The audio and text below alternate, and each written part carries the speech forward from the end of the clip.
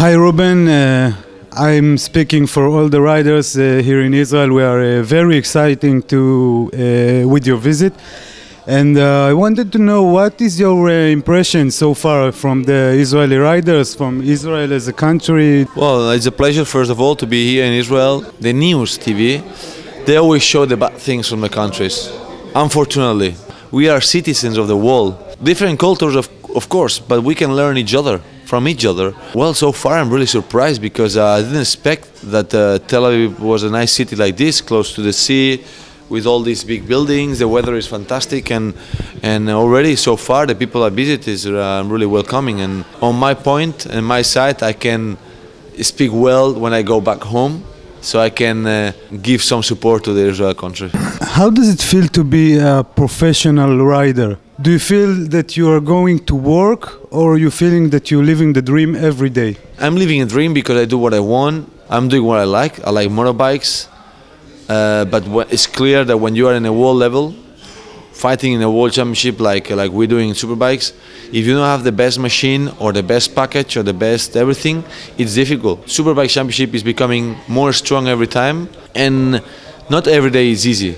Of course, last year was very difficult because with the project of BMW was a new project, and everything was new from the beginning, from zero. But of course, I enjoy a lot racing motorbikes. Otherwise, I prefer to choose and change other things. During your career, you had a few crashes.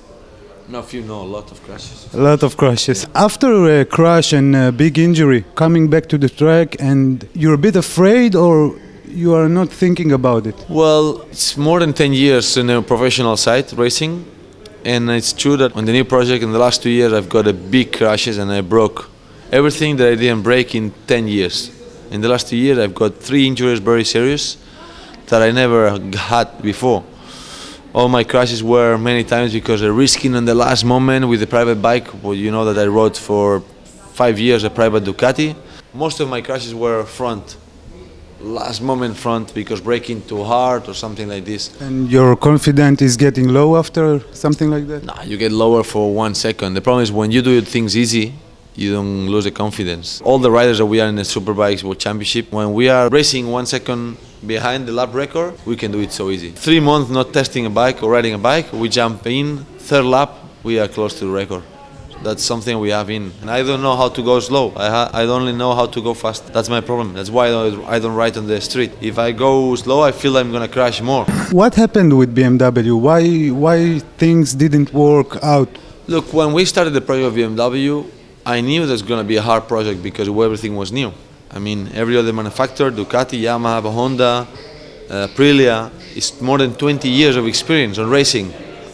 Every day, every year, doing 10 races per 20 years. So when you have zero experience and everybody else has 200, 300, 400, 600 races on their database, not only the bike and machine, the mechanics, everybody learn about racing. BMW, big project, big money, many departments. And we have many departments, it's difficult to follow one single way. So the single way was me always putting my effort, always 100%, risking a lot, getting injured. And of course, now was an option to renew the contract. But of course, BMW was not happy with me. And I was not really enjoying racing the bike. Not enjoying the bike sometimes because I don't understand the bike sometimes, what the bike was going to do. Maybe BMW will attack me. I'm not going to attack BMW. On racing, at high level, everything needs to match. If something is not matching, it's very difficult to win. And it's clear that we were not matching in some points. But of course, many things has changed for next year in BMW. Riders, bosses, technicians. So that means that something was not working in there, not only the rider. And hopefully with that new project, Tenkate, I can do better things than I've done in BMW. But I really need to thank BMW because I've learned a lot from BMW. From developing a bike, from testing new things. So hopefully on the new project I don't need to test many things as BMW, so I can only focus in racing and racing and racing. In our country there is no motori culture, and racing is illegal here.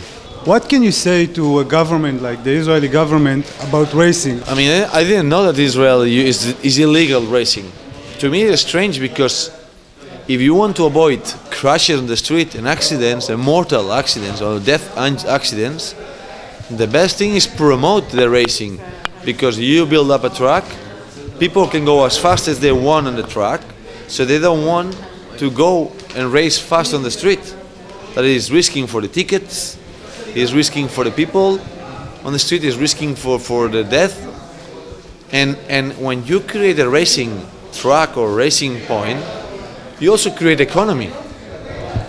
Because if you invite people to go racing the tracks, motorbikes and cars, people will go to the racetrack, will buy helmets, will buy leathers, will buy suits, will buy motorbikes, will switch on TV, will buy more stuff, and you will create economy as well and save lives. So for me it's strange. So if you create racing, people will like more motorcycles, and if you like motorcycles, you can create more clients of motorcycles for the streets, so you save some traffic, and at the end is always something positive. Okay, Rubén Zאוס, I wish you very luck in the next season. Thank you I very hope much. that you'll smile a lot Yeah, and enjoy a lot. I'm looking for. You need it? Yeah, Thank you very much. It was a big honor for me. Thank you. It's a big pleasure to be in Israel. Already changed my mind from Israel and try to give a good feedback to my people in Spain.